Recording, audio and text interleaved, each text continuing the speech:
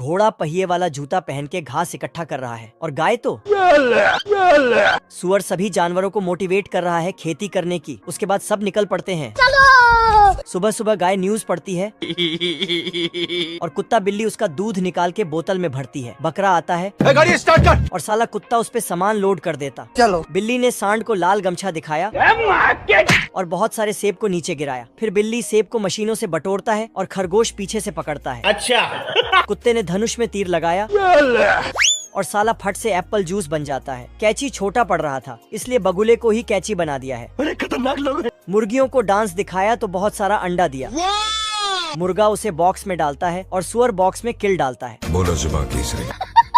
Train वाली इल्ली box में चढ़ती है। फिर क्या हुआ? फिर इसका डिब्बा अलग अलग होके ठोकना शुरू कर देता है। बॉक्स में किल। फिर सारे फल सब्जी को असली ट्रेन में लोड करके बाजार बेचने चली जाती है। इन जानवरों के लिए 1 लाइक तो बनता है। ये मुर्गियाँ एक एक करके अपना चमड़ी उतारती हैं, फिर रगड़ रगड़ के नहाती है और डांस भी करती है।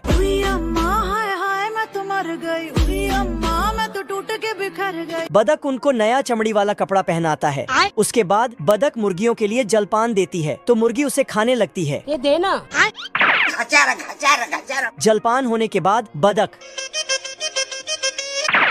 घर पे चलो। फिर सभी मुर्गियों को वापस घर ले जाने लगता है और रास्ते में थोड़ा बहुत कहानी भी सुनाती है। अच्छा। मुर्गियाँ घर के अंदर आता है तो बदक उनके लिए गाना बजाता है। गाना के साथ साथ फुल जोश में ढोल भी बजाता है।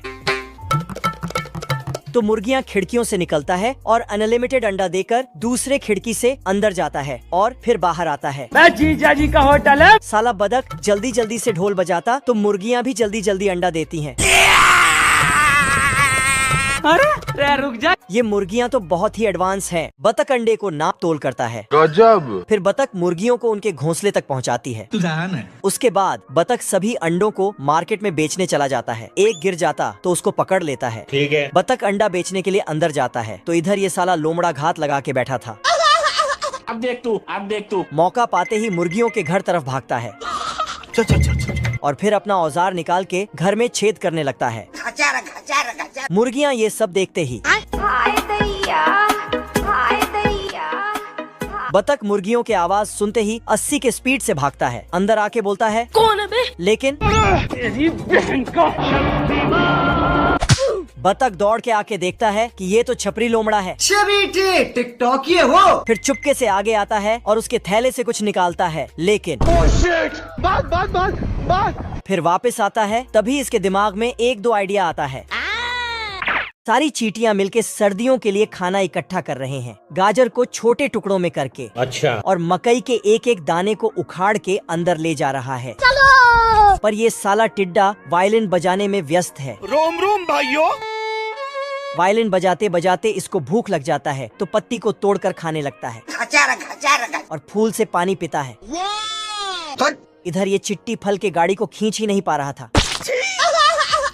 टिड्डा इसके पास आकर बोलता है, भाई देखो मैं नहीं जाता कहीं पैसा वैसा कमाने, ना मैं कोई मेहनत करता, मैं बैठा हूँ किस्मत के भरोसे। फिर टिड्डा वायलाइन बजाने लगा और चिट्टी डांस करने लगा। तभी इधर पुंगी बजता है क्योंकि चींटियों की रानी आ रही थी। रानी ने देखा एक चिट्टी नालायक टिड्डे का साथ मिलकर रील बना रहा है। सॉरी। चिट्टी वहाँ से भाग जाता है और अचानक इसके अंदर बाहुबली जैसा ताकत आ जाता है। रोम रोम भाइयों।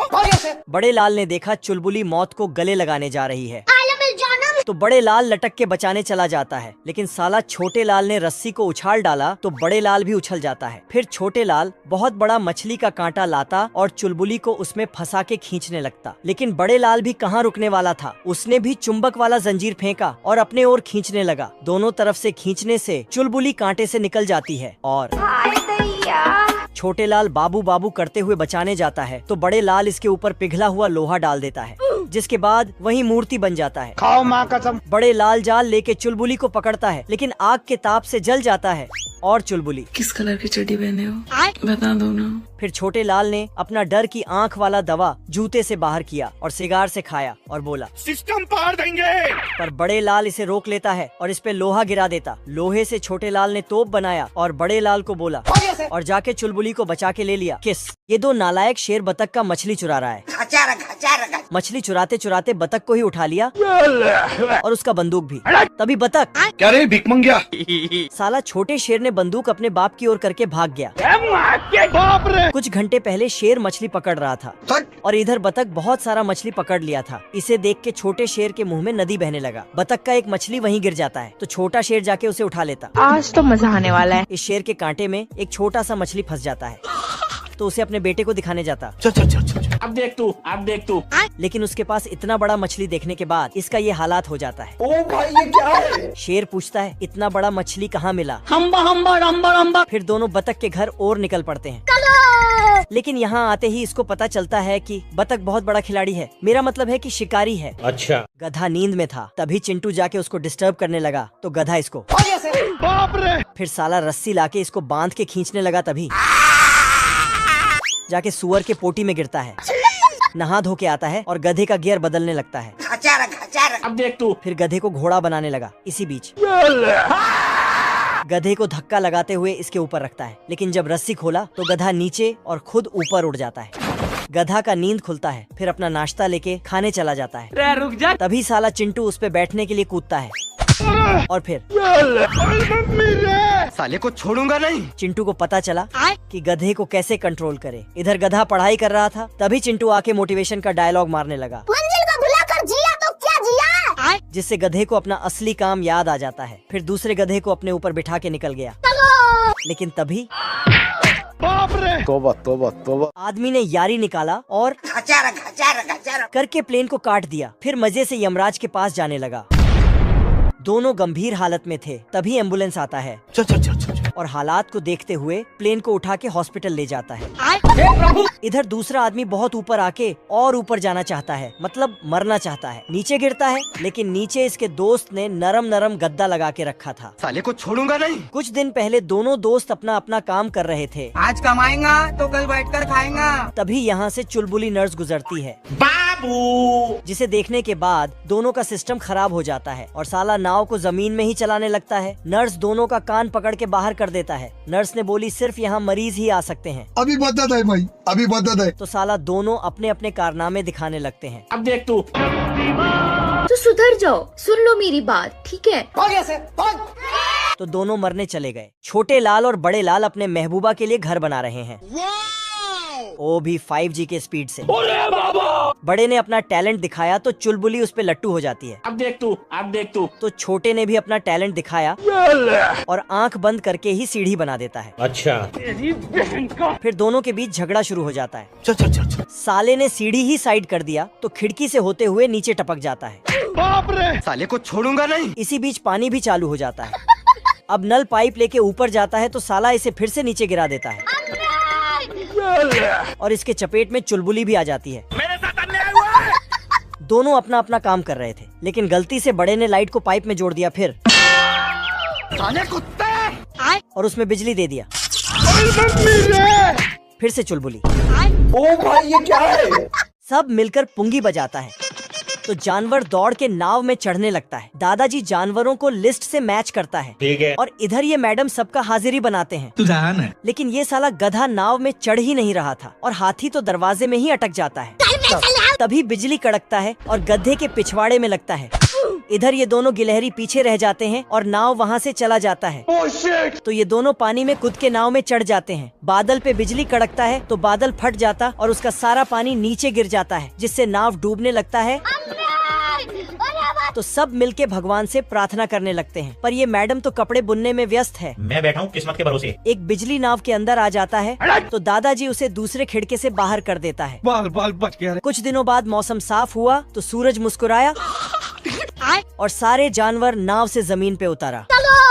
चलो। मेरी औरत कहीं खो गई है, एक मिला गंगाराम महादेव लौंडा लेकर गया साला। अच्छा। बतख बॉर्डर मूवी देखकर जोश जोश में फौजी में भर्ती ले लेता है। जय हिंद दोस्तों। और यहाँ मौज मारने का सपना लेकर आया बतख बुरी तरह फंस चुका होता है। बेकार है भैया, मैं तो टूट गया। तभी रात में बारिश होते ही ये सामने वाले का बस्ता ओढ़ लेता है। मुझे अपने घर जाना है। ऐसे तो नहीं होता है। ठंड में बतख चल चल कर वनीला आइसक्रीम बन गया होता है। ठाकुर तो गियो। फौजियों की तरह बलिदान देने आया बतख खुद ही निपटने वाला था। जल्दी वहाँ से हटो। पानी नहीं मिलता, सारी रात पानी के लिए परेशान। घर पे चलो मेरे। मोगली का लौंडा लुल्ली रस्सी डालकर दूसरे देश से बादल ही चुरा लाता है और ये साला तूफान पर बैठकर गांजा फूंक कर बौरा जाता था। शौक है बचपन से, मेरा बाप बदमाश था, मैं भी बदमाश ही हूँ। इतने में ये सारी बंजर जमीन पर पानी फेर देता है। क्या बवासीर बना दिए, साला हाथ झंझना जाता है। लुल्ली बचपन में लोमड़ी को चरम सुख दे देकर बड़ा हुआ होता है कौन है तू? अबे जीजा जी का होटल है। और जंगल के सभी जानवरों के साथ इसका सुबह शाम उठना बैठना होता है। एल्विस भाई, आज मैं मर गया भैया। लुल्ली जैसे जैसे बड़ा हो रहा था ये उतना ही कुराफात मचा रहा था। तभी इसके दोस्त घोड़े को गिद्धों का झुंड लपेटने वाला था। हमको परेशान किया गया। ये देख लुल्ली अपने लुल्ली। ये बतख अपने लिए सस्ता सा हवाई जहाज बना रहा है, लेकिन आटा से, और आटा से ही जहाज का नट वोल्ट भी बनाता है। लगता है ये सब इसने ऑनलाइन सीखा है। फिर जलेबी की तरह घुमा घुमा के जहाज का पंखा बनाता है। अच्छा और डांस करते हुए जाता है। फिर उसे पकने के लिए डाल देता है। हम संतोष पागल नहीं। तो जहाज का नट वोल्ट तैयार हो जाता है। उसके बाद बतख ने आटा से एक कंप्लीट जहाज बना दिया, क्योंकि सिर्फ बतख को पता है कि आटा का जहाज है, जहाज को नहीं। टेस्ट फ्लाई करने से पहले अपने लिए आटा का हेलमेट बनाया। फिर फ्लाइंग टेस्ट किया, लेकिन अचानक हवाई जहाज को पता चल जाता है कि मैं आटा का बना हूँ, जिससे स्पीड का कांटा भी टूट के बिखर जाता है। आज मैं मर गया भैया। जहाज को जमीन से टकराने के पहले ही बतख ने संभाल लिया।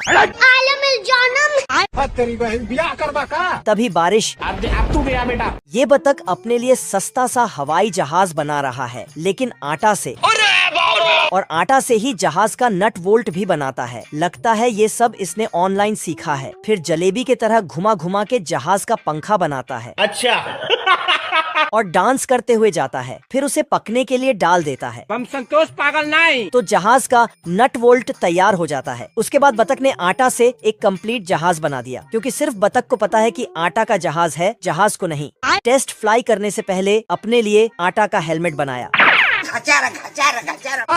फिर फ्लाइंग टेस्ट किया, लेकिन अचानक हवाई जहाज को पता चल जाता है कि मैं आटा का बना हूँ, जिससे स्पीड का कांटा भी टूट के बिखर जाता है। आज मैं मर गया भैया। जहाज को जमीन से टकराने के पहले ही बतख ने संभाल लिया। तेरी बहन ब्याह करवा का। तभी बारिश। अब तू गया बेटा।